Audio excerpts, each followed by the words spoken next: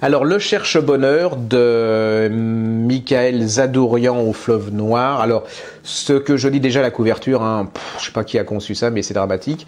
En plus, quand vous allez voir le résumé, c'est le bouquin, à mon avis, il a aucune chance d'être vendu, et pourtant, c'est un des bouquins qui m'a le plus ému cette année. Alors, John et Ella, ils sont, c'est des vieilles personnes. Ils sont amoureux depuis une éternité. Ils ont des enfants. Ils sont très malade, lui, comme dirait l'autre, il a la mémoire qui se tire, ses souvenirs s'en vont aussi. Il se souvient qu'il a beaucoup aimé cette femme, et puis cette femme, elle est très malade, elle a une perruque, elle a plus de cheveux, donc vous doutez qu'elle, la chimio et tout. Puis il y a un moment, ils décident tous les deux de partir, de faire un grand voyage, de remonter la route 66 comme au temps de leur jeunesse. Alors déjà, c'est comme si c'était comme si c'était vos parents qui parlaient. C'est-à-dire que c'est un énorme cri, ils vous hurlent quelque chose, mais c'est pas vos parents. Vous savez, les grands-parents gâteaux en pleine forme, quand vos parents seront physiquement diminués, ce qui nous attend tous. Donc c'est vrai que ce livre, vous allez vous dire, oh, j'ai pas envie de lire ça parce que c'est triste, mais c'est tout à fait le contraire. Déjà, c'est un livre qui peut changer les mentalités parce que il vous explique que ils ont beau être âgés, ils ont beau être malades, mais c'est pas à vous de décider de leur bonheur malgré eux, qu'ils ont leur dignité, qu'ils ont du courage, ils aiment la vie et que c'est à eux de décider de ce qu'ils vont faire de leur vie, même s'il en reste pas beaucoup. Donc ils vont partir. Le Cherche-Bonheur, c'est leur vieux camping-car qu'ils ont, ils ont astiqué, ils le gardent et puis ils vont remonter toute cette route qu'ils ont fait jaune.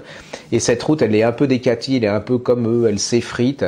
Et alors c'est rempli d'humour, c'est rempli de larmes, c'est rempli de rire, c'est rempli d'émotions. Vous allez les suivre. Il y a des passages absolument, vous en restez KO parce que quand elle a cette perruque, elle ouvre la vitre du camping-car parce qu'elle veut sentir le vent.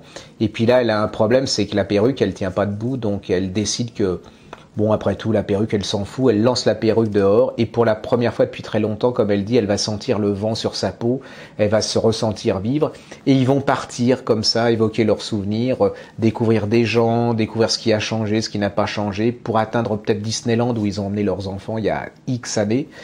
Et puis, il arrive le terme du voyage. Alors, le terme du voyage, il va peut-être vous choquer, vous allez être peut-être d'accord, il va peut-être... mais c'est toujours le même cri, c'est leur bonheur, c'est leur vie, et ils décident de ce qu'ils veulent faire de leur vie. C'est un livre absolument magnifique, bouleversant. Alors, je vous dis tout de suite, ne le ferez pas, je pense, aux gens qui ont un peu plus de 70 ans, parce que, faut quand même... Mais si vous avez des parents, à mon avis, vous changerez leur vision sur leur vie, ce qu'ils vont vous dire va changer. C'est un très très beau livre qui ne laisse pas KO, au contraire, qui vous donne plein de force, qui vous font rire, c'est tout en sensibilité, c'est jamais du voyeurisme. C'est un peu comme Féroce chez Anne Carrière, ça fait partie de ces très très très grands romans.